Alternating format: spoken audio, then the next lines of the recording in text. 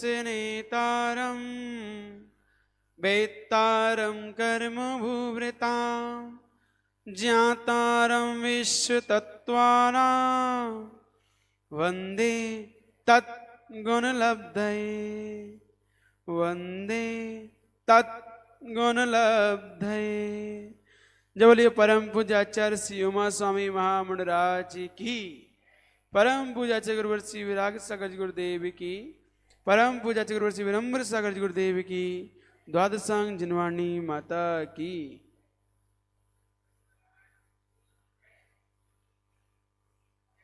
कल तृतीय अध्याय के 3 सूत्र हमने पढ़ लिए थे, आज चौथा सूत्र।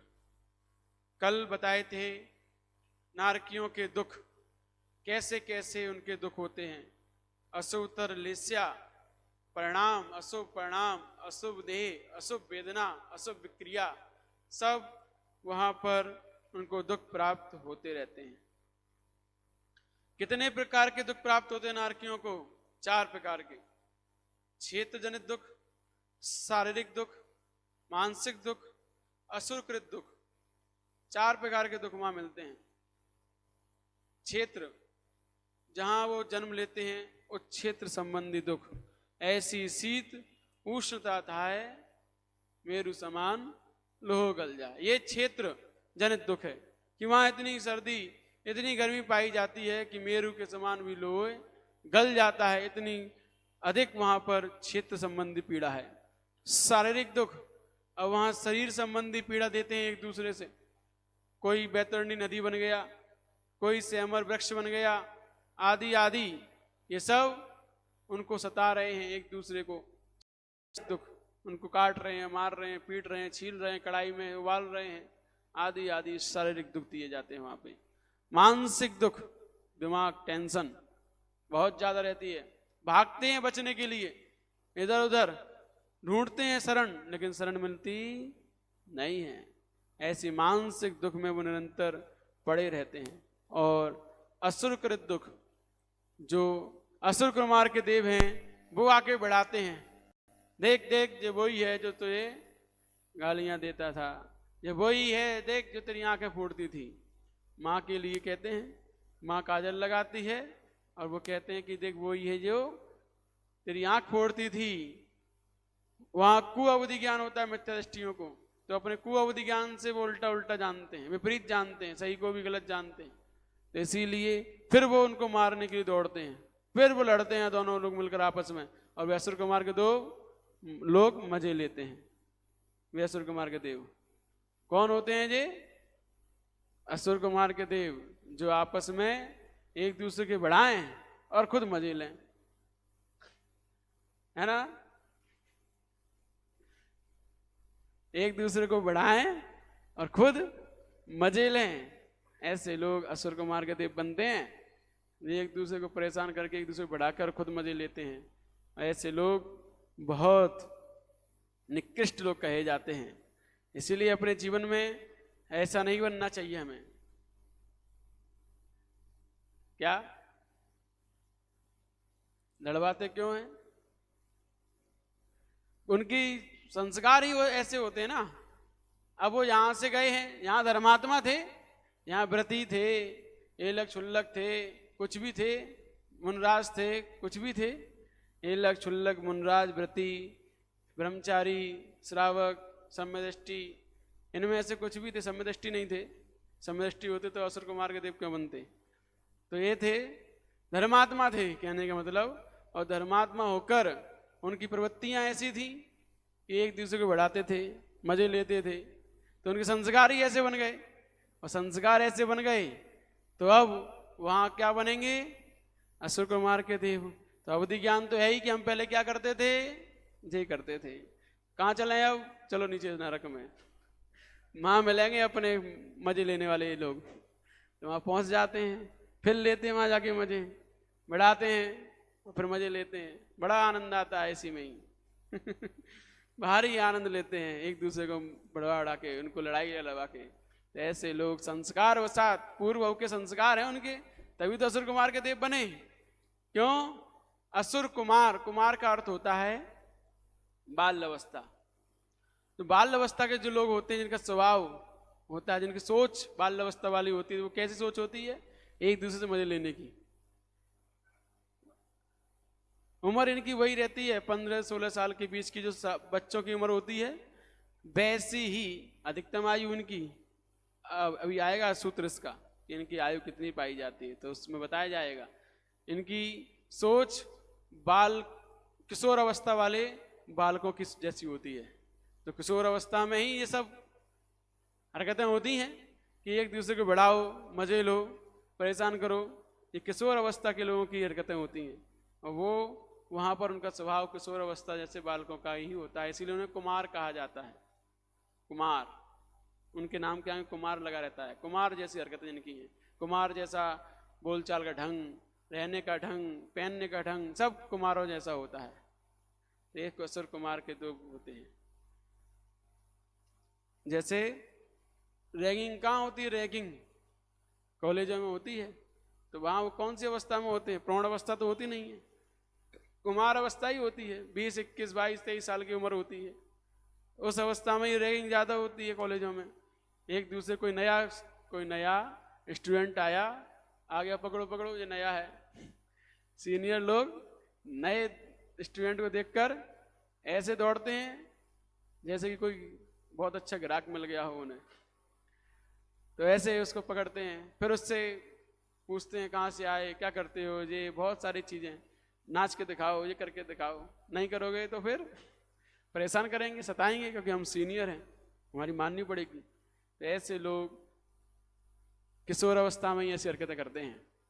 फिर बड़े होते जाते हैं, धीरे धीरे समझ आती जाती है, फिर ये सब चीज़ें नहीं होती हैं।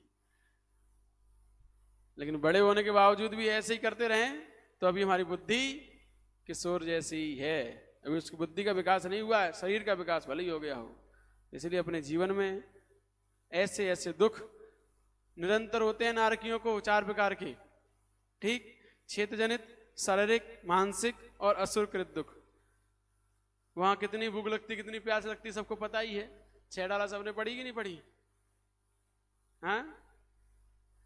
हाँ, 3 लोग को नाच जुखाए, मिटे ना भूख, कड़ा ना रहा है। इतना वहां पर भूख से परेशान रहते हैं, लेकिन एक भी कण भी खाने को नहीं मिलता है। इतनी प्यास लगती है, सिंधु नीर को पूरा जल पी लें, फिर भी प्यास ना बुझे, फिर भी एक बूंद नहीं मिलती पीने को। क्या खाते हैं, क्या पीते हैं? वहाँ की मिट्टी कैसी, उसकी गंध से यदि यहाँ आ जाए तो एक को उसके जीव मर जाएं, ऐसी सड़ी सड़ाई मिट्टी खाते हैं। वहाँ सबको जाना पड़ेगा वहाँ पर। किसको? जो व्रत नियम संयम नहीं लेंगे उनको। इसीलिए अपने जीवन में व्रत नियम संयम ले लो, वरना ये सब खाना पड़ेगा हमें। 7 महीने तक तो कोई नहीं जाएगा वर्तमान में, क्योंकि असंप्राप्ता श्रीपाठका सेनन, ये अभी जो वर्तमान में सेनन है, सड़ा सड़ाया सेनन, सबसे हीन सेनन, इससे सिर्फ तीसरे नरक तक ही जा सकते हैं। तीसरे नरक से आगे कितना भी पाप करे व्यक्ति, कितना बड़ा कसाई क्यों ना हो, रोज वो क्या कहते हैं जीवों को मारता हो, लेकिन तीसरे नरक से आगे नहीं जाएगा। ये फैसिलिटी है वर्तमान की, है? ये फैसिलिटी दे दी है कि कितने भी पाप करो आप तीसरे नरक से आगे नहीं जाओगे, क्योंकि ये हीन सेनन है। इस हीन सेनन वाले जीव तीसरे नरक से आगे नहीं जाते हैं। और कितना भी पुण्य करो, कितना भी कुछ करो, लेकिन 8वें स्वर्ग से ऊपर नहीं जा सकते हीन सेनन में। हीन सेनन में 8वां स्वर्ग लास्ट है, और उससे श्रेष्ठ सेनन होता है तो और के ऊपर के नरक स्वर्गों में जाते हैं। बस जो सब नारायण सेनन वाला तो सब जगह जा सकता है, मोक्ष जा सकता है। अलग अलग सेनन अलग अलग क्वालिटी के हैं, वो कहाँ कहाँ तक जाते हैं जब विषय आएगा तब बतलाएंगे। अभी विषय नरक का चल रहा है। तो इस प्रकार के दुख होते हैं। क्या और भी दुख होते हैं इनको? तो बता रहे हैं, परस्परो दीरित दुख। हाँ, जो दूसरे और भी दुख होते हैं, ये तो बता दिए कि लेस्य अशुभ है, परिणाम अशुभ है, शरीर के दुख, वेदना के दुख, विक्रिया के दुख, ये तो अलग हैं। इसके साथ साथ एक दूसरे को भी दुख देते रहते हैं, आपस में लड़ते रहते हैं। नारकी किसे कहते हैं? क्या परिभाषा है नारकी की? ना रता इति नारकः, ना रता इति नारकः, अर्थात जो आपस में कभी भी प्रेम भाव को प्राप्त नहीं होते वे नारकी होते हैं। जो आपस में कभी भी प्रेम भाव को प्राप्त नहीं होते वे कौन होते हैं? नारकी। आपके घर में है कि नहीं है? हैं? एक आध तो मिल जाएंगे ढूंढने पर, जो एक दूसरे को देखना भी पसंद नहीं करते होंगे, बात करना भी पसंद नहीं करते होंगे एक दूसरे से, है ना? कोई नहीं है तो अच्छी बात है, आपके यहाँ नारकी नहीं है। क्योंकि जो कभी भी प्रेम भाव को प्राप्त नहीं होते वो क्या है? नारकी। तो ऐसे इंसान भी हैं, अकेले नारकी नहीं है, ऐसे इंसान भी हैं जो आपस में प्रेम भाव को प्राप्त नहीं होते हैं, एक दूसरे को देखना तक पसंद नहीं करते हैं, बोलचाल कई सालों से बंद है।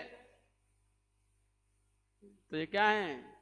नारकी। मनुष्य की पर्याय में नरक जाने की तैयारी, क्योंकि जैसे लक्षण वैसे ही पर्याय मिलेगी। तो हमें कभी भी किसी से ऐसे भाव नहीं बनाने हैं कि हम मनुष्य होकर भी नारकी कहलाएं, कभी नहीं। कोई से बोलचाल बंद है तो खुद ही जाके चालू कर लेना। हम करें कोई नहीं करता हो तो क्या करें? हैं तो कुछ मत करो, आप अपनी तरफ से फ्री रहो, वो उसका परिणाम है सामने वाले का, वो भुगतेगा अपने कर्म। हमारी तरफ से कोई कसाई नहीं होनी चाहिए, हम फ्री, और हम फ्री तो हम बच गए। हमें स्वयं को बचा सकते हैं, हम अपना लोटा छान सकते हैं, सामने वाले का नहीं छान सकते।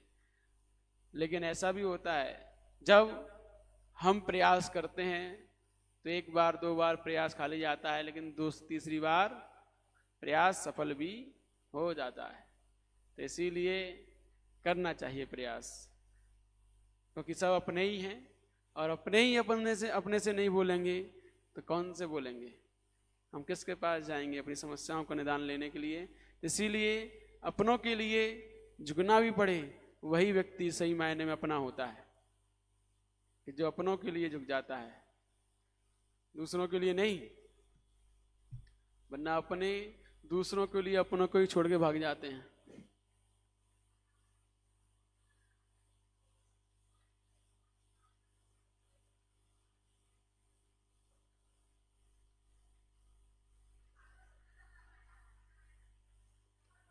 अरे हमें उसके प्रति कोई द्वेष भाव नहीं रखना है, कहने का मतलब ये है। ना रहता मतलब हमें ऐसा नहीं रखना है कि हमें बोलना ही नहीं है, सामने वाला हमसे बोल रहा है फिर भी हमें नहीं बोलना है, हम तुमसे बात ही नहीं करनी है, हमें देखना ही नहीं है तुमसे, तुम आओगे उस रास्ते से उस रास्ते से रास्ते काट जाएंगे हम, है ना? तो ऐसे द्वेष भाव नहीं रखना है हमें किसी के प्रति, सबके प्रति हमें प्रेम भाव रखना है, ये कहने का मतलब है। और सारी कहानियां बाद में। तो परस्परो दीर्घ दुखा, जो आपस में एक दूसरे को दुख देते रहते हैं, कभी भी प्रेम भाव को प्राप्त नहीं होते हैं, हमेशा एक दूसरे से लड़ते रहते हैं, मार काट करते रहते हैं। जिस प्रकार एक कुत्ता, उसके सामने कोई दूसरी गली मोहल्ले कुत्ता आ जाए तो छोड़ता नहीं है, दूसरे कुत्ते को देखकर अकारण ही, बिना कारण के ही भौंकता है। वो कुछ कह भी नहीं रहा है फिर भी भौंक रहा है उसके प्रति, बिना कारण के ही भौंकता रहता है, उसे काटता है। उसी प्रकार मिथ्या दर्शन से जो के उदय से और कुअवधि ज्ञान के उदय से जो नारकी लोग हैं, वे बिना किसी कारण के ही एक दूसरे को दुख देते रहते हैं, कहाँ कोई कारण नहीं है, फिर भी पकड़ो पकड़ो पकड़ो, मारो मारो, वो आया नया नया नया व्यक्ति आया। जैसे कॉलेज में होता है ऐसे ही वहां होता है। जैसे ही कोई नारकी जीव का जन्म हुआ, और जन्म होते ही जैसे वो नीचे गिरता है, जमीन का स्पर्श करता है, तो बहुत तेज से पीड़ा होती है, उलता है वो फुटबॉल की तरह, गेंद की तरह, फिर उल जाता है, 500 धनुष ऊपर जाता है, फिर नीचे आता है, फिर उलता है। कब तक? जब तक वो उसके लिए सामान्य नहीं हो जाती वो धरती, तब तक वो उलता ही रहता है। फिर उसके बाद उसे कानों में शब्द पड़ते हैं उसके, ओ आया आया आया, पकड़ो पकड़ो पकड़ो, नया व्यक्ति आया। और फिर उसके पीछे वो नारकी भागते हैं उसको पकड़ने के लिए। और वो कहते हैं ये क्या हुआ, कौन आ रहा है मेरे पीछे दौड़ते। वो फिर भागता है क्योंकि वो तो अनजान है, अभी नया नया आया है। और वो दौड़ लगाता है, दौड़ लगाने के फिर जब वो थक कर बैठ जाता है तो नारकी वे खुद ही विक्रिया बनाकर पेड़ का रूप बना के बैठ जाते हैं। वो कहता है यहाँ कोई नहीं है, चलो यहीं बैठ जाओ छाया में। जैसे ही वो बैठता है फिर वो उनके ऊपर तलवार की धार के समान वो पत्ते गिरते हैं, उसका शरीर चूर चूर हो जाता है, लेकिन मरता नहीं है, फिर जुड़ जाता है पारे के समान। तो ऐसे परस्परोदीर दुखा, एक दूसरे को वो निरंतर दुख देते रहते हैं। कौन? नारकी। हमें नारकी बनना है क्या? तो ऐसे काम नहीं करने चाहिए, ठीक है। झूठ बोलने का फल क्या होता है? झूठ बोलने का फल नरक में क्या मिलता है? जो लोग बात बात पे झूठ बोलते हैं, कुछ पूछो और कुछ बोलते हैं, ऐसे लोग, यहां लिखा है दूसरे नारकी उनकी जीभ उखाड़ लेते हैं। हाँ, काट लेते, उखाड़ना एक ही बात है, मतलब यहां से जीभ उखाड़ ली जाती है उनकी। जो लोग यहाँ पर झूठ बोलते हैं ज्यादा, ऐसे लोगों की जीभ उखाड़ लेते हैं नारकी। अत्यधिक गर्म तांबे को उन्हें पिलाते हैं, पियो ये, तुम झूठ बोला था, झूठ बोलने के पाप किया था, पियो अब ये। दूसरे नारकी उन्हें नाचाते हैं, नाचो अब, उसे पी के नोचते हैं। शास्त्रों से बार बार मारते हैं शस्त्रों से, और हथियारों से दांत उखाड़ डालते हैं।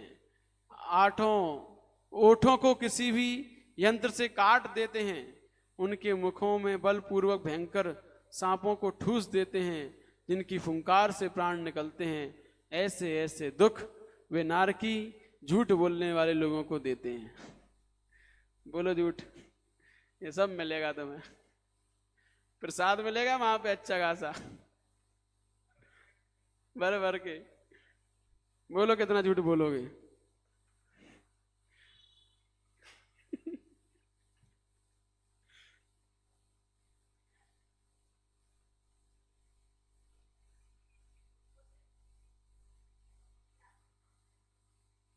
खत्म हो गई ला दो,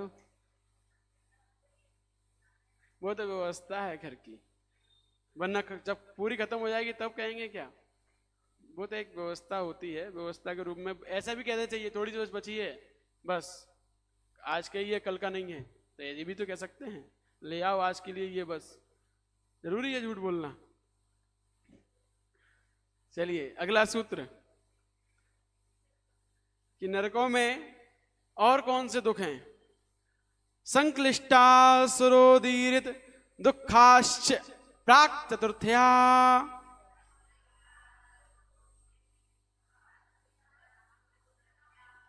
संक्लिष्टा सुरोदीरित दुखाश्च प्राक चतुर्थया।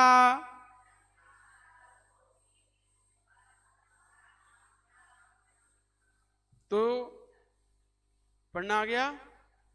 तो यहां कह रहे हैं और भी कौन से दुख है, वहां पर बता रहे हैं कि संक्लिष्ट जो परिणाम वाले हैं असुर कुमार के देव, कैसे? संक्लेश परिणाम वाले, जिनके मन में खुजली मस्ती रहती है। किसी किसी के हाथ में खुजली मस्ती है, हाथ में खुजली मच रही, किसी की ठुकाई लगा दी जाए, ऐसे ही उनके मन में खुजली मस्ती रहती है, उनके परिणाम संक्लेशित रहते हैं। किसी को दुख दिया जाए, किसी को परेशान किया जाए, उनके मन में यही खुजली मस्ती रहती है। तो ऐसे असुर कुमार के देव चौथी पृथ्वी से पहले तक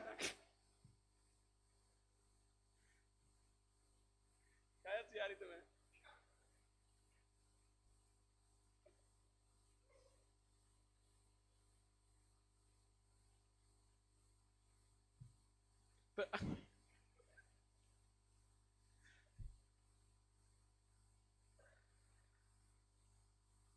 प्राक चतुर्थया, चतुर्थया माना है चौथे नरक से पहले पहले।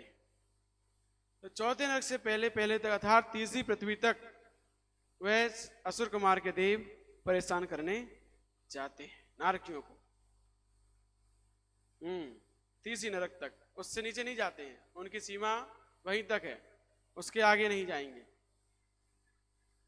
हाँ, चौथे नरक में वे अपने आप ही लड़ते रहते हैं, वहां बढ़ाने नहीं पहुंचते देव लोग, उनकी सीमा नहीं है वहां पे, तीसरे नरक तक ही जा पाते हैं बस। तो पृथ्वी तक असुर कुमार जाति के देव वहां के नारकियों को उनके पूर्व भव के बैर का स्मरण कराते हैं। कहाँ तक? तीसरी पृथ्वी तक परस्पर में लड़ाते हैं। जैसे यहाँ मनुष्य, मेढ़े, भैंसे आदि को लड़ाते हैं, यहाँ पे आपस में मुर्गे मुर्गे को लड़ाया जाता है, भैंसा भैंसों को लड़ाया जाता है, आपस में खेल खिलाए जाते हैं। ऐसे ही वहां पर वे अम्बारीस आदि कुछ ही प्रकार के असुर कुमार देव होते हैं। इनका नाम क्या है? अम्बारीस, असुर कुमार के देवों का नाम। तो ये नरकों में जाकर लड़ाते हैं और फिर संतुष्ट होते हैं, अरे बड़ा आनंद आ गया। तो ऐसे लोग वहां पर दुख देते हैं। तो कहां तक देते हैं ये? तीसरी पृथ्वी तक, तीसरे नरक तक।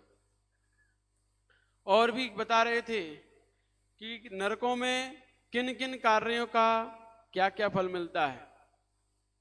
ये सिद्धांत सार दीपक उसमें से निकाला गया है कि कौन कौन से कार्यों का कौन कौन सा फल मिलता है। नेत्र फोड़ने एवं आंगोपांग छेदने का फल, यदि किसी ने किसी के नेत्र आंख फोड़ दी है, उसके आंगोपांग छेदन कर दिया, जैसे लोग कर देते हैं जानवरों के आंगोपांग छेदन, उनकी नाक छेद देते हैं, उनके पैरों में नाल डालते हैं और बहुत सारी चीजें करते हैं, कान काट देते हैं, दांत तोड़ देते हैं सांप के। तो ये सब आंगोपांग छेदन का फल क्या है? अब वो लोग नरक जाएंगे तो उन्हें क्या मिलेगा? सुनो। तो पूर्व जन्म के अन्य जीवों के नेत्र फोड़ देने से आंगोपांग छेदन भेदन आदि करने देने कारण वे नारकी आपस में एक दूसरे के नेत्र उखाड़ लेते हैं, आंगोपांग काट देते हैं। जैसे यहाँ करोगे वैसे ही वहां मिलेगा।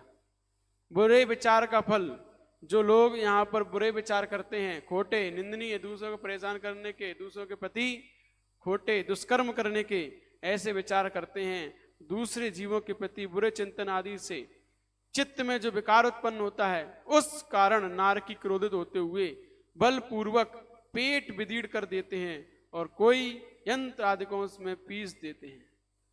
मतलब जो लोग बुरे विचार करते हैं उनका पेट ही चीर देते हैं बलपूर्वक, और उनके पेट में यंत्र चला देते हैं, मशीन, आरा की मशीन सब। तो इस प्रकार से वहां पीड़ा देते हैं। शराब पीने का फल, तो वहां जो शराब पीते हैं जो लोग, वहां उन्हें क्या मिलता है? वे नारकी जीव संडासी से मुख फाड़कर बलपूर्वक उसमें उबलता हुआ तांबे का रस डालते हैं उनके मुंह में, लो पियो, तूने बहुत शराब पी थी। मांस जो खाते हैं उनको वो नारकी उनके शरीर का ही मांस काटकर उन्हें रक्त से भींगे हुए मांस खंडों को उन्हीं के मुख में डालते हैं, खाओ, तुमने खाए थे अब ये खाओ। परस्त्री सेवन का फल, तो वहां पर जो लोग परस्त्री सेवन करते हैं, आसक्त रहते हैं, उनके उन जीवों को अतिशय तपी हुई लोहे की स्त्रियों की मूर्ति को दृढ़ता से लगाते हैं, उन्हें जलती हुई आग में फेंक देते हैं। सप्त व्यसन का फल, तो बहुत सारे फल आपने देखे होंगे चित्र कहीं कहीं। अब वहां गए जम्बूद्वीप, कहाँ जम्बूद्वीप? हस्तिनापुर, ज्ञानवती माता जी ने बनवाया है, उसमें एक त्रिलोक रचना की है। वहां देखो नरकों की स्थिति कैसी दिखाई गई है, बिल्कुल सचित्र कि कैसे कैसे होते हैं दुख वहां पर। हमारे पास एक है, प्रोजेक्टर में दिखा सकते हैं, पर्यूषण में दिखाएंगे। सप्त व्यसन, सेवन से उत्पन्न पाप के उदय से नरक में उन नारकी जीवों को कोई भयंकर दुख देने के लिए तीक्ष्ण शूल के अग्रभाग पर चढ़ा देते हैं। शूल माने भाला, उस भाले के अग्रभाग पर उन्हें चढ़ा देते हैं जो सप्त व्यसन करते हैं। ऐसे और कोई दुष्ट आक्रंदन करते हुए उन जीवों के संपूर्ण शरीर को जबरदस्ती सांकल द्वारा खंभे से बांधकर उन्हें चीरते हैं, करोल से चीरते हैं। तो ये सब दुख सप्त व्यसन का फल है। नित्य स्नान करने का फल, लोग जो लोग रोज नहाते हैं उनका लिए क्या होता है? नित्य ही स्नान करने के कारण जो पाप उत्पन्न हुए थे उन्हीं के फलस्वरूप कोई जीव बैतरणी नदी की कल्लोल मालाओं के बीच व्याकुल भाव को प्राप्त होते हैं और कोई अन्य नारकियों द्वारा उनमें डुबाए जाते हैं। तो उन्हें खूब पानी आया था, अब जाओ नहाओ बैतरणी नदी में।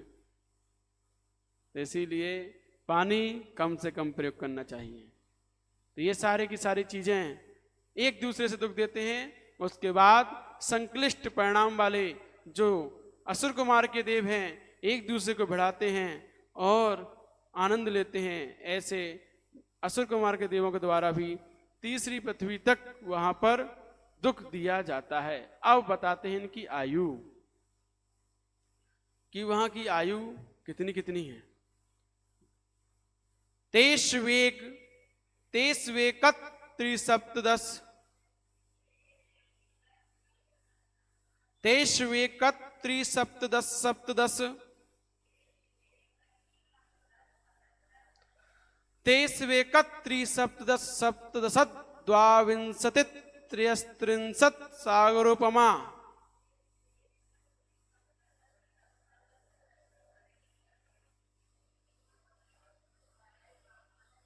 सत्वानां परास्थिति। एक बार और देखिए, तेस्वेकत त्रिसप्तदश सप्तदशत् द्वाविंशति त्रयस्त्रिंशत् सागरोपमा सत्वानां परास्थिति।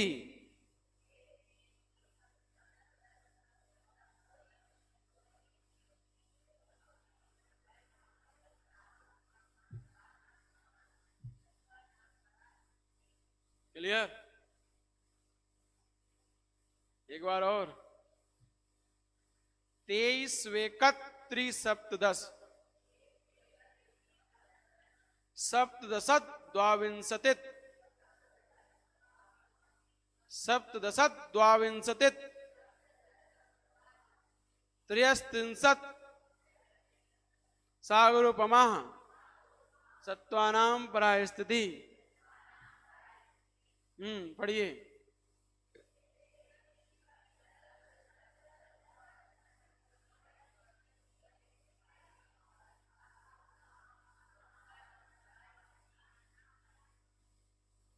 क्लियर? पढ़ना आ गया? क्यों भैया जी, पढ़ना आ गया? पढ़ के बताओ। नहीं, कैसे जो जैसे पढ़ाया वैसा। तेईसवेकत सप्तदशत् द्वाविंशति।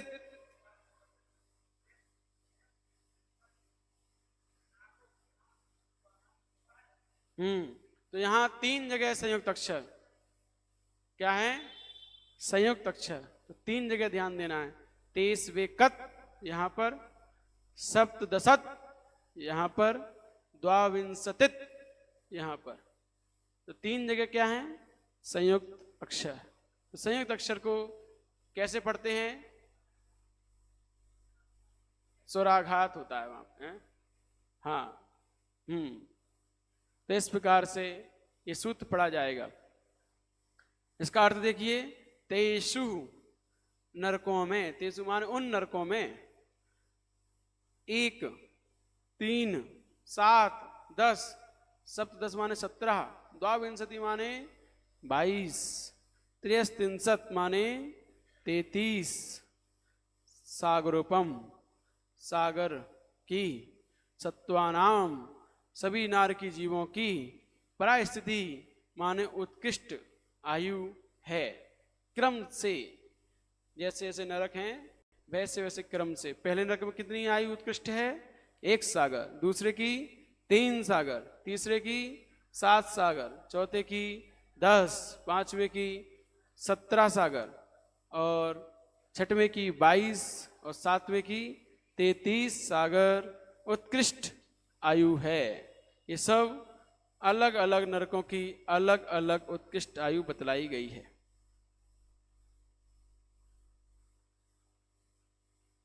समझ में आ गया?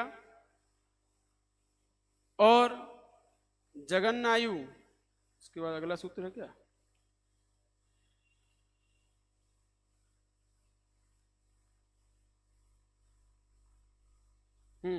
तो जगन्नायु क्या होती है? पहले नरक में सबसे जगन्नायु है 10,000 वर्ष। कितनी? 10,000 वर्ष नारकियों की सबसे जगन्नायु है पहले नरक की, पहली पृथ्वी की। उसके बाद जो जो पृथ्वियों की जो जो उत्कृष्ट आयु है वो अगले अगले पृथ्वियों की जगन्नायु है। बस पहले नरक की कितनी है? 10,000 वर्ष। और दूसरे नरक की जगन आयु क्या होगी? जो पहले नरक की उत्कृष्ट आयु है वो दूसरे नरक की जगन आयु होगी। जो दूसरे नरक की उत्कृष्ट आयु है वो तीसरे नरक की जगन आयु कहलाएगी। इस प्रकार से समझ में आ गया कि जगन आयु कितनी कहलाएगी? तीसरे नरक की जगन आयु कितनी होगी?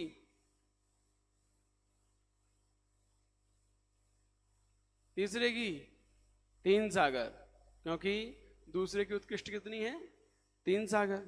जो दूसरे की उत्कृष्ट है वो तीसरे की जगन्य कहलाएगी। तो इस प्रकार से अन्न पहली पृथ्वी को छोड़कर शेष पृथ्वियों की जो उत्कृष्ट आयु है वो अन्य पृथ्वियों की जगन्य आयु होती है। ठीक है, समझ में आ गया कि नहीं आया? नहीं आया? क्यों नहीं आया? पहले नरक की 10,000 वर्ष जगन्य आयु है। दूसरे नरक की जो पहले नरक की उत्कृष्ट आयु कितनी है? 1 सागर उत्कृष्ट आयु। हाँ, जो पहले नरक की उत्कृष्ट आयु है वो दूसरे नरक की जगन्य आयु कहलाएगी, 1 सागर।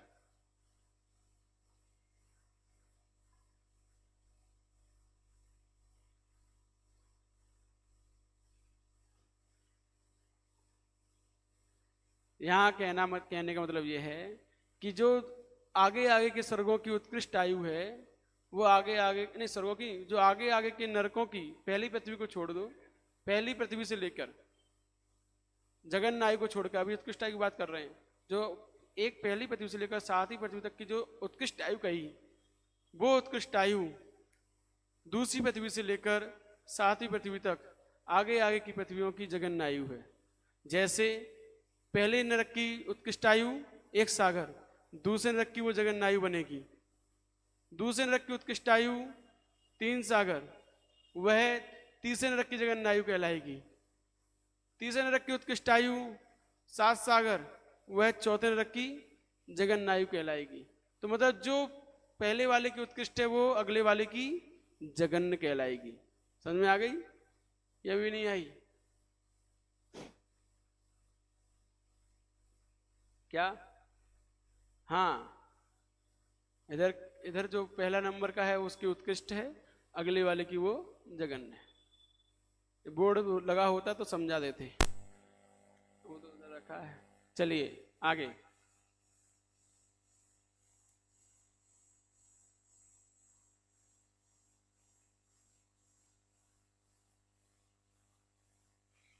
अब नारकियों की कुछ विशेषताएं और हैं, क्योंकि इसके बाद नारकियों का चैप्टर खत्म हो रहा है। जम्मू द्वीप का प्रारंभ हो जाएगा, मध्यलोक का वर्णन। तो नारकियों की और क्या क्या विशेषताएं हैं वो यहां पर लिखी गई हैं। तो यहां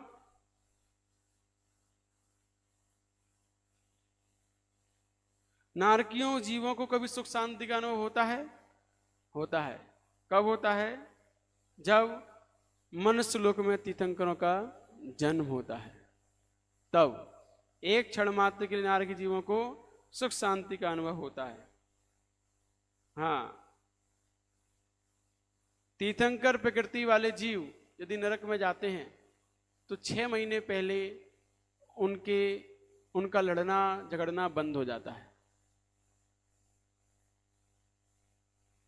एक समय, हाँ, तो यहां तीर्थंकर प्रकृति वाले से भी राजस्थानिक हैं, नरक में हैं, तो वो जब उनकी आयु 6 महीने शेष बचेगी तब वो लड़ना झगड़ना बंद कर देंगे। अभी वो लड़ रहे हैं, खूब झगड़ रहे हैं, वहां पे मारकाट चल रही है ना। और जब उनकी आयु 6 महीने शेष रह जाएगी तब चारों तरफ से उनको घेर लिया जाएगा और उनको लड़ना झगड़ना बंद हो जाएगा। वो चुपचाप शांति जगह एक जगह बैठे रहेंगे, कोई भी नारकी उनके पास नहीं आने दिया जाएगा, किसी भी नारकी को। क्या? तो बंधेंगे ही, क्यों नहीं बंधेंगे? तो इसीलिए अभी वो वहां जो कर रहे हैं उसके कर्म तो बनेंगे ही। अभी मार काट चल रही है, सब चल रहा है, क्यों? लेकिन कर्म वो कम रहते हैं, कारण क्षेत्र का प्रभाव है, द्रव्य क्षेत्र काल भाव का प्रभाव है। लेकिन सम्य दृष्टि है वो छायक, इसीलिए वो सोचते हैं कि मेरा ये स्वभाव नहीं है लेकिन मुझे करना पड़ता है। विरोधी हिंसा करनी पड़ती है बचाव में अपने। यदि अपने बचाव नहीं करेंगे तो सामने वाला हमें छोड़ेगा ही नहीं। इसीलिए विरोधी हिंसा का त्यागी नहीं होता समदृष्टि।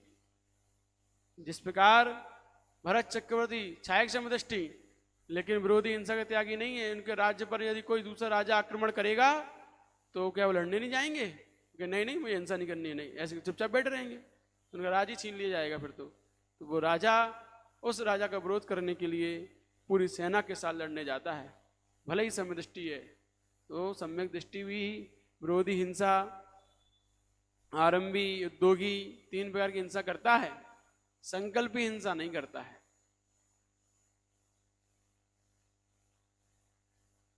सब करते हो, कुछ नहीं करना पड़ता है ना। आरंभी हिंसा तो करते ही हैं, झाड़ू पोंछा लगाना है, सब कुछ करना है, बर्तन धोने हैं, कपड़ा धोने हैं, रोटी बनानी है, करनी पड़ती है। छोड़ दो घर, नहीं करनी पड़ेगी, वो छोड़ना नहीं है, फिर कह रहे करना पड़ता है तो पहले छोड़ो तो, कुछ नहीं करना पड़ेगा। जैसे माता जी रहती हैं, कुछ नहीं करना, ना झाड़ू लगाना, ना पोंछा लगाना, ना खाना बनाना, ना क्या कहते हैं कपड़े धोने, ना बर्तन मांजने, कुछ नहीं करना। कोई आरंभी सारंभी हिंसा से सबसे रहित, विरोधी हिंसाओं से रहित, समता में रहना पड़ेगा। कोई तुम्हारी बुराई कर रहा है चुपचाप सुनना पड़ेगा, ये नहीं कि लड़ पड़ो। विरोधी हिंसा से रहित। और आरंभी उद्योगी, अब वहां कोई उद्योग करना नहीं है, कमाने को जाना नहीं है, तो सब हिंसाओं से बच जाते हैं। घर से छोड़ने पर, घर में रहने पर सब करना पड़ता है, इसीलिए छोड़ दो जल्दी, सबसे बच जाओगे। सार उसी में है, हिंसा से बचने में। घर छोड़ने में सार नहीं है। घर छोड़ना है तो इस प्रकार का कि हम वहां जाकर विरोधी हिंसा ना करें, वरना वहां पहुंच भी गए फिर मां ने बड़ा वहां भी लड़ झगड़ रहे हैं, तो ऐसा क्या फायदा। हाँ, इससे तो यही अच्छे हो।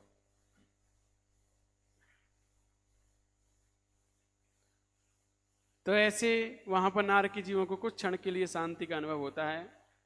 नरकों में कोई भी जीव उत्पन्न ना हो तो अधिक से अधिक कितने समय तक उत्पन्न नहीं होते हैं।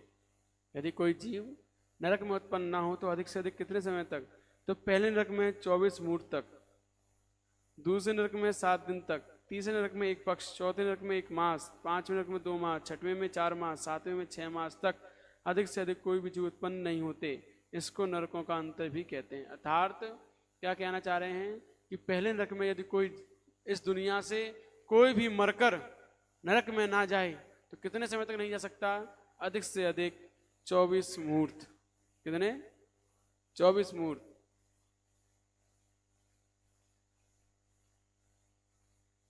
हाँ, सबसे ज्यादा जीव पहले नरक में होते हैं, सबसे ज्यादा। सबसे कम 7वें नरक में होते हैं। दूसरे नरक में 7 दिन तक। कोई भी संसार से ऐसा समय आए कि दूसरे नरक में कोई जीव न पहुंचे तो अधिक से अधिक 7 दिन तक, उसके बाद नियम से वहां पहुंचे ही जाएगा कोई ना कोई। 24 मुहूर्त का मतलब एक दिन में कितने मुहूर्त होते हैं? एक दिन में 30 मुहूर्त होते हैं। एक दिन में कितने? 30 मुहूर्त होते हैं। 30 दिन का एक 30 मुहूर्त का एक दिन होता है। तो 24 मुहूर्त तक ऐसा हो सकता है कि पहले नरक में कोई ना जाए, फिर नियम से कोई ना कोई जाएगा। सोचिए, हर दिन कोई ना कोई नरक में जाता है ना? हर दिन 24 मुहूर्त तो बहुत ज्यादा है, लगी है लाइन वहां जाने की बहुत सारी है।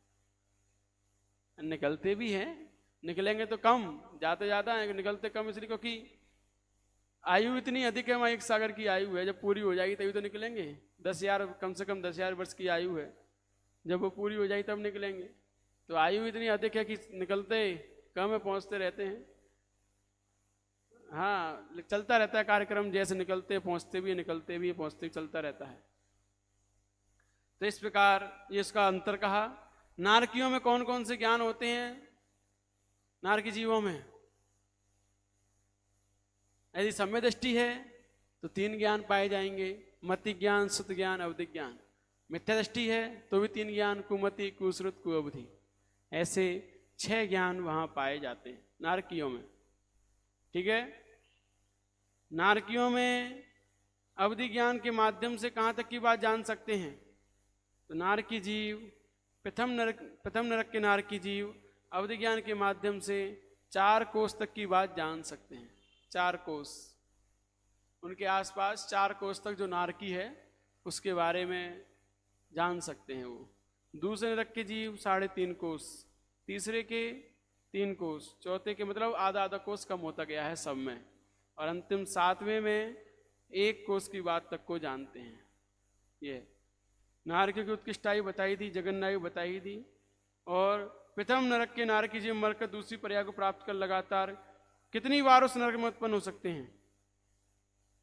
तो प्रथम नरक के नारकी जीव यदि दोबारा प्रथम नरक में पैदा हो तो कितनी बार?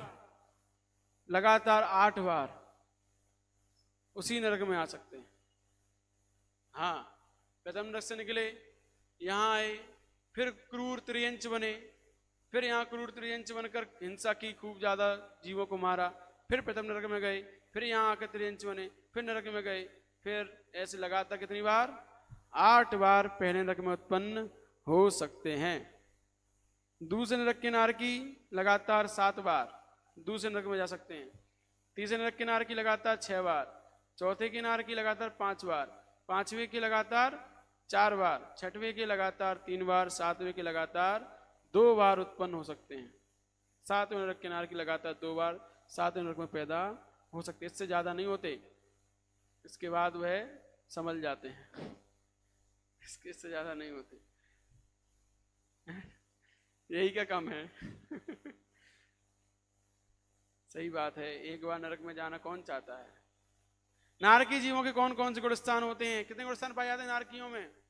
4, पहला, दूसरा, तीसरा, चौथा, 4 गुणस्थान तक वहां पाए जाते हैं।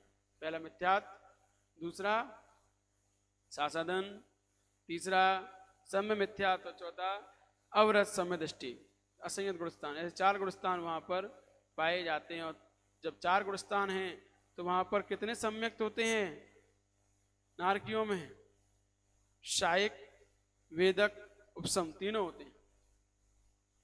वेदक माने क्षयोपसम, क्षयोपसम, छायक, उपसम, तीनों ही प्रकार के सम्य दर्शन वहां होते हैं। छायक सम्य दृष्टि भी वहां होता है नारकियों में, लेकिन नियम यह है कि यहां से लेके जाना पड़ता है। वहां छायक सम्य दर्शन नहीं होता, यहां से लेके जाना पड़ता है। हाँ, जैसे राय श्रेणिक यहां से लेके गए छायक समदर्शन, क्षयोपसम समदर्शन वहां पे भी हो सकता है और यहां से भी ले जा सकते हैं। यहां से कौन ले जाता है? कृत वेदक जो होते हैं। कृत वेदक जानते हो क्या होता है?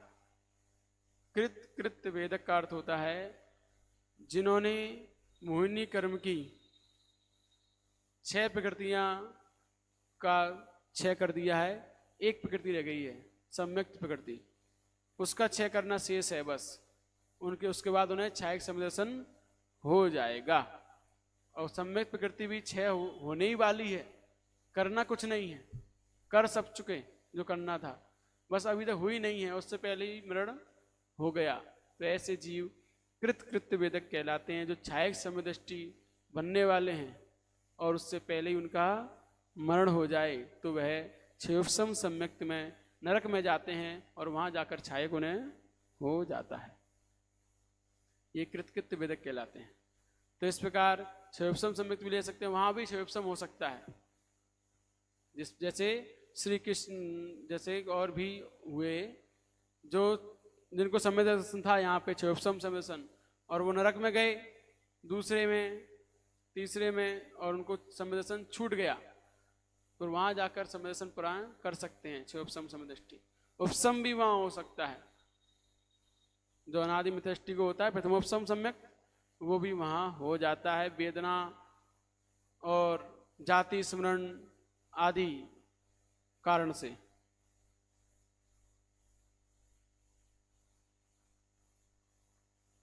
और उपसम सम्यक 7वें नरक में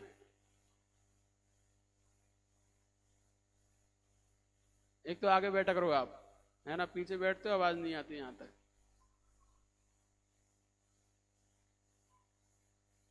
नहीं नहीं, उपसम सम्यक तो केवल अंतर्मूढ़ तक रहता है। क्षयोपसम सम्य दर्शन है जो 66 सागर तक रहता है। क्षयोपसम समय तो लगातार रह सकता है, तो अधिक से अधिक कितना, 66 सागर तक लगातार रहने की अवधि है। वरना क्षयोपसम समय छूटता भी है और द्वारा भी हो जाता है, छूटता भी द्वारा भी हो जाता है। तो क्षयोपसम समय दर्शन में ये सब चलता रहता है, और लगातार बना रहे तो कितना बना रहेगा, अधिक से अधिक 66 सागर। चलिए अगला सूत्र पढ़ते हैं। नरक की बहुत बड़ी विस्तार है नरक का।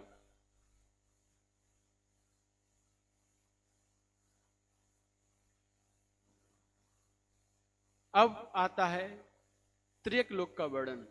त्रियक लोक माने मध्य लोक। जम्बू दीप लवणो दादय शिवनामानो दीप समुद्र।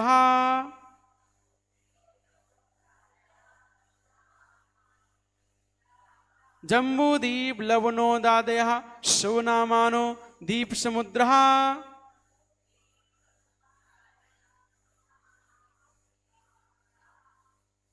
जम्बू द्वीप कहां पर है, मध्यलोक में। कहां है, हस्तिनापुर में। वो तो कृत्रिम है, असली का जम्बू द्वीप मध्यलोक में, जहां पर भरत क्षेत्र, विदेह क्षेत्र, ऐरावत क्षेत्र और भी हेमवत क्षेत्र, आगे नाम आएंगे सबके, 7 क्षेत्र पाए जाते हैं, 6 पर्वत पाए जाते हैं, है ना।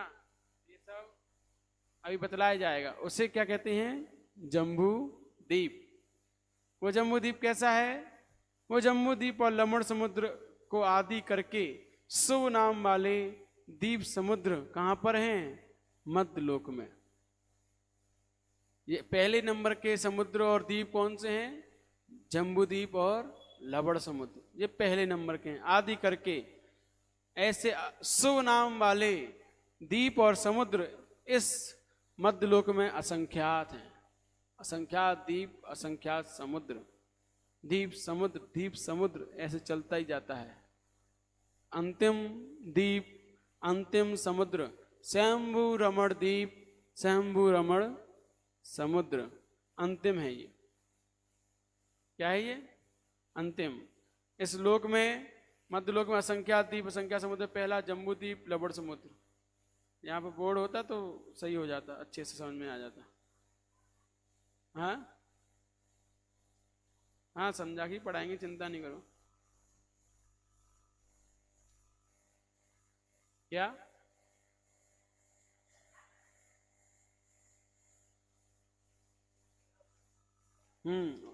लगाओ, तब तक लगाओ। तो यहां कह रहे हैं कि अच्छे नाम वाले जम्बू द्वीप और द्वीप समुद्र और लवण समुद्र आदि समुद्र यहाँ पर मध्यलोक में विद्यमान रहते हैं। पहला जम्बू द्वीप होता है, उसके बाहर लवण समुद्र होता है, फिर उसके बाहर धात्रीखंड होता है, फिर उसके बाहर कालोदी समुद्र होता है। इस प्रकार बढ़ते बढ़ते बढ़ते बढ़ते बहुत सारे द्वीप, बहुत सारे समुद्र। कालोदी के बाद पुष्कर द्वीप, पुष्कर समुद्र, यहां तक 2.5 द्वीप होता है। यहां तक क्या होता है, 2.5 द्वीप। कहां तक, पहला जम्बू द्वीप, फिर लवण समुद्र, फिर उसके बाद धात्रीखंड, फिर कालोदी समुद्र, उसके बाद पुष्कर द्वीप। पुष्कर भी आधा, क्योंकि आधे पुष्कर में क्या है, मानुसोत्तर पर्वत, और आधे में द्वीप, तो आधा पुष्कर। तो इस प्रकार से वह 2.5 द्वीप बनता है। और इसके बाद बाहर पुष्कर वर समुद्र, फिर वाणीवर द्वीप, वाणीवर समुद्र, क्षीरवर द्वीप, क्षीरवर समुद्र, घितवर द्वीप, घितवर समुद्र, इक्षुवर द्वीप, इक्षुवर समुद्र, नंदीश्वर द्वीप, नंदीश्वर समुद्र। अब आगे आगे जो द्वीप का नाम है वही समुद्र का नाम है। केवल 2.5 द्वीप तक अलग अलग समुद्र और अलग अलग द्वीप के नाम हैं। उसके बाद जो द्वीप का नाम है वही समुद्र का नाम है, और अंत में जाकर स्वयंभू रमण द्वीप, स्वयंभू रमण समुद्र पाया जाता है। मार्कर लाए थे हम, नहीं लाए।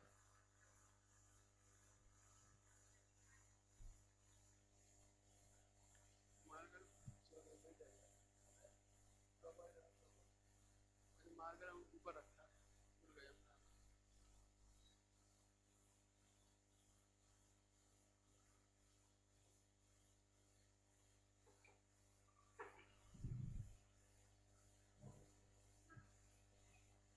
हाँ ठीक, मोटा डस्टर चलो सब इधर आ जाएंगे उधर। इसी में है, इसी में बॉक्स में।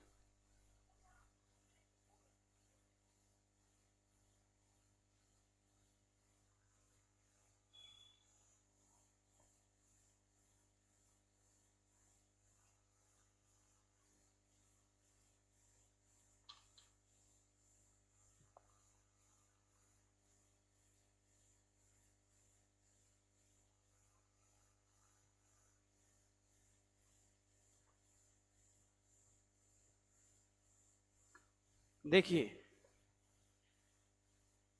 सबसे पहले जम्मू द्वीप, उसके बाहर लवण समुद्र, उसके बाहर दाती खंड, उसके बाद कालोदी समुद्र, उसके बाद पुष्करवर द्वीप, उसके बाद पुष्करवर समुद्र। ऐसे द्वीप समुद्र, द्वीप समुद्र, द्वीप समुद्र, ऐसे द्वीप समुद्र, द्वीप समुद्र, द्वीप समुद्र कितने हैं मध्यलोक में? असंख्यात, असंख्यात द्वीप समुद्र हैं। तो सबसे शुरुआत में अपन बैठे हुए हैं कहां पर? जम्मू द्वीप में। ये अपना है सेंटर में, अपन यहां रहते हैं जम्मू द्वीप में। अब इस जम्मू द्वीप की वर्णन चलेगा पूरा कि जम्मू द्वीप में क्या क्या है, क्या क्या नहीं है। ये जम्मू द्वीप जो मध्यलोक है अपना, कैसा है? थाली के आकार का। ये थाली होती गोल, ऐसा थाली के आकार का चपटा हुआ। वैज्ञानिक क्या बताते हैं? गेंद के आकार का नहीं, थाली के आकार का है, गोल ऐसा। जमीन जैसी होती वैसा ही तो होगा। जमीन कैसी होती है? गोल प्लेग्राउंड, जो क्रिकेट का ग्राउंड होता है गोल, वैसा वैसा ही ये पूरा मध्यलोक है, गोल थाली के आकार का। और उसमें द्वीप समुद्र, द्वीप समुद्र, द्वीप समुद्र मिलाकर असंख्यात द्वीप समुद्र हैं। और जब जम्मू द्वीप, लवण समुद्र, फिर धाती खंड, फिर इसके बाद कालोदी समुद्र, इसके बाद पुष्करवर द्वीप। और ये पुष्करवर द्वीप भी आधा,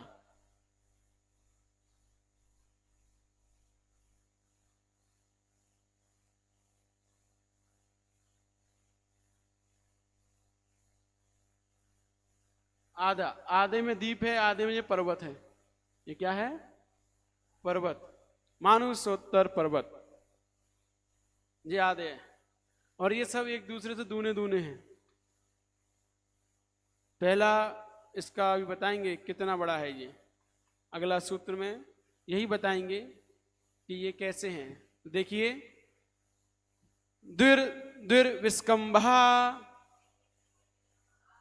पूर्व पूर्व परिक्षेपणो, पूर्व पूर्व परिक्षेपणो वलयाकृत्या। तो द्विर द्विर विस्कंभा पूर्व पूर्व परिक्षेपणो वलयाकृत्या।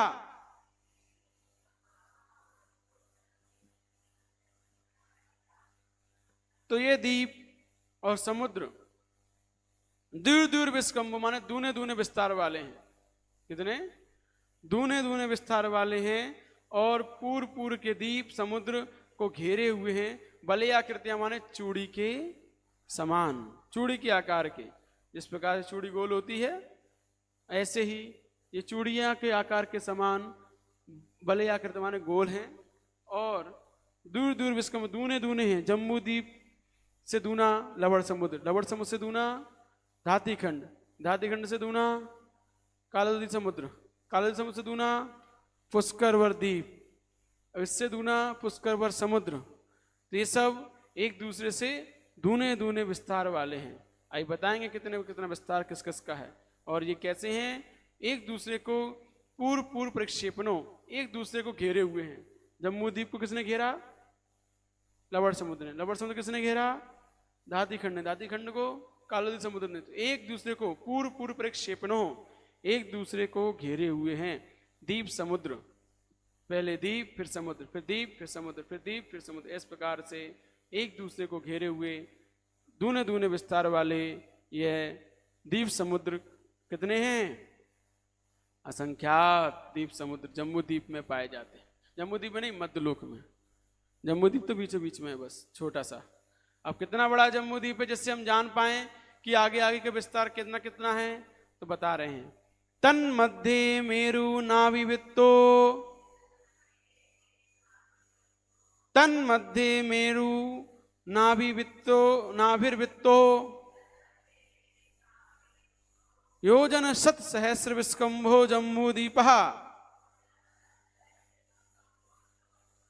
तन मध्य मेरु नाभिर्वित्तो, तन नहीं, तन मध्य मेरु नाभिर्वित्तो योजन शत सहस्र विस्कंभो जम्बूद्वीपः।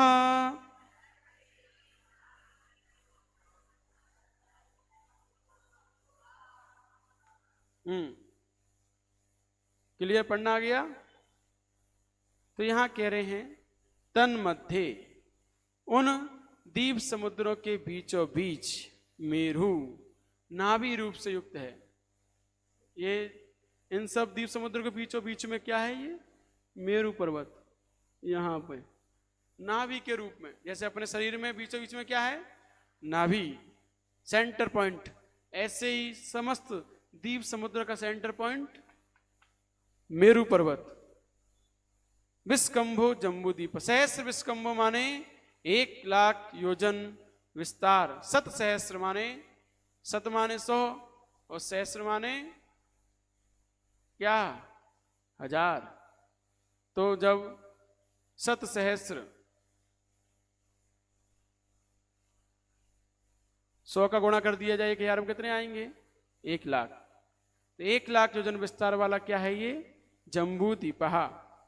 इसका विस्तार यहां से लेके यहां तक का विस्तार जो है, इसका व्यास कितना है? ये 1,00,000 योजन। चाहे इसको यहां से नापो, चाहे इसको यहां से यहां नापो, कितना कहलाएगा? 1,00,000 योजन का इसका व्यास है, विस्तार जम्बूद्वीप का।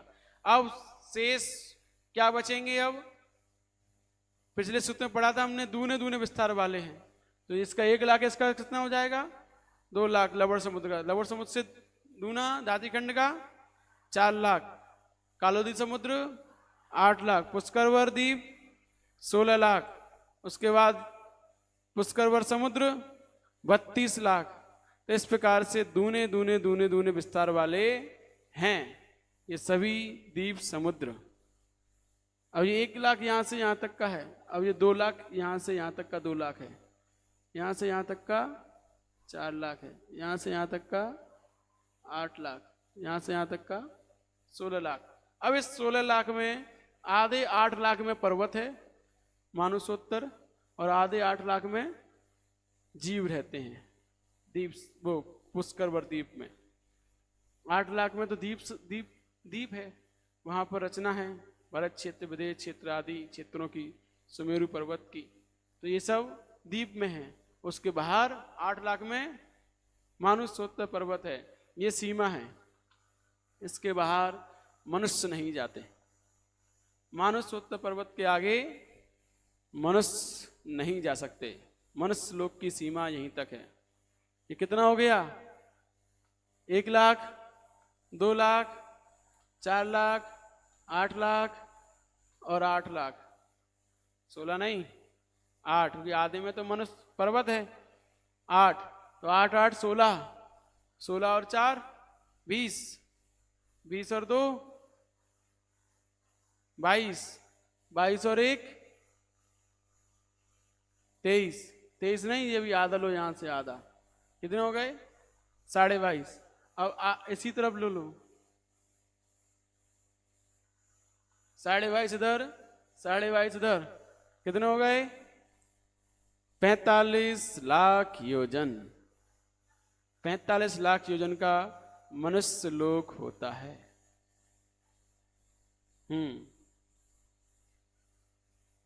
कितने योजन का होता है 45 लाख योजन का मनुष्य लोक होता है। तो जो मुनराज यहाँ विदेश क्षेत्र में बैठे हुए हैं, मने परे ज्ञान के धारी, विपुल मति मने परे ज्ञान के धारी, वो यहां से बैठे बैठे यहां तक के जीव, यहां तक के जीव, यहां तक के जीव, यहां तक के जीव, मतलब 45 लाख योजन में जितने भी प्राणी हैं उन सब की मन की बातों को जानते हैं। विपुल मति मने पर ज्ञान के धारी कहे जाते हैं। बताया था कल कि मनुष्य लोक 45 लाख योजन का है। उस 45 लाख योजन में जितने भी जीव रहते हैं, त्रियंच मनुष्य, उन सब के मन की बातों को जो अपने स्थान से बैठे बैठे जान लेते हैं, विपुल मति मने पर ज्ञान के धारी कहे जाते हैं। ऐसे ऋषिराज जो केवल जम्बूद्वीप ही नहीं, रातिखंड, पुष्करात, जहां भी जो जीव है मनुष्य लोक में, सबके मन की बात को जानने में सक्षम है, समर्थ हैं। तो इतना बड़ा होता है 45 लाख योजन। समझ में आ गया? 22.5 इधर, 22.5 इधर, क्या इसके बाहर मनुष्य लोक खत्म हो जाता है। इसके बाद भोग भूमियां प्रारंभ हो जाती हैं, जगन्य भोग भूमि जिन्हें हम कहते हैं। इसके बाहर सब द्वीपों में, समुद्र तो समुद्री हैं, उसका द्वीप में क्या है, द्वीपों में जगन्य भोग भूमियां हैं।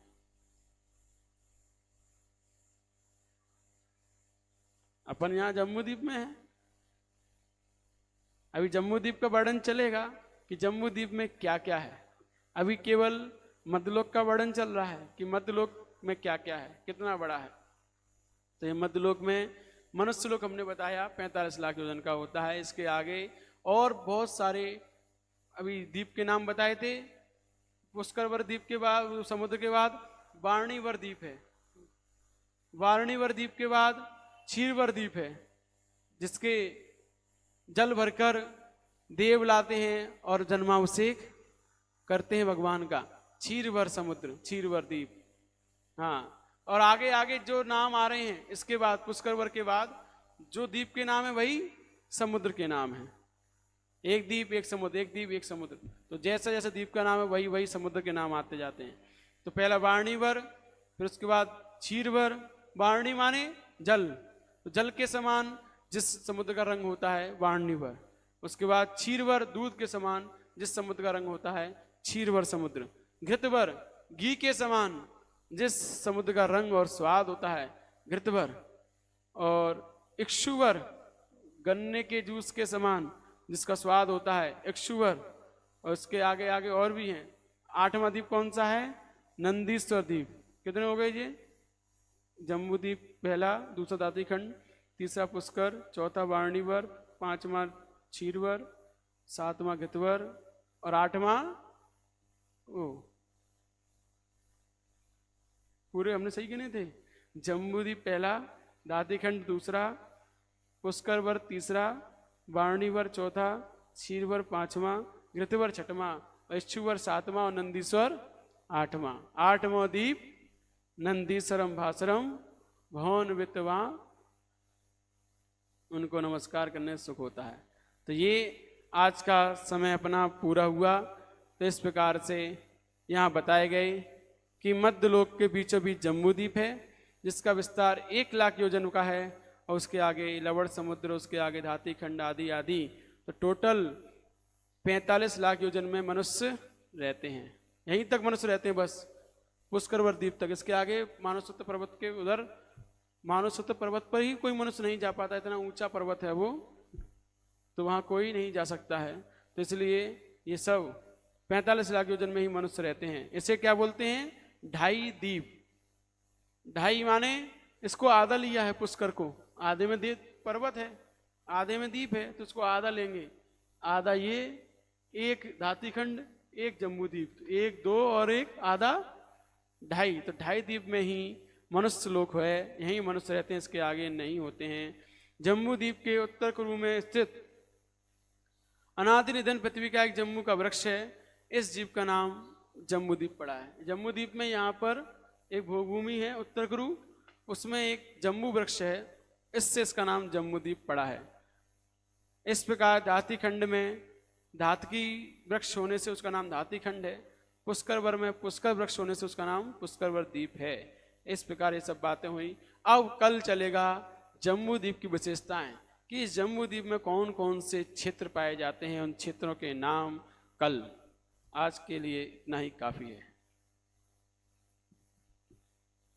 अतः प्राणिक स्वाध्याय निष्ठापन क्रियायाम पूर्वाचार्य अनुक्रमेण सकल कर्मक्षयार्थम भाव पूजा वंदना स्तव समेतम श्री शुद्ध भक्ति कायो सर्गम कुर्वेहम।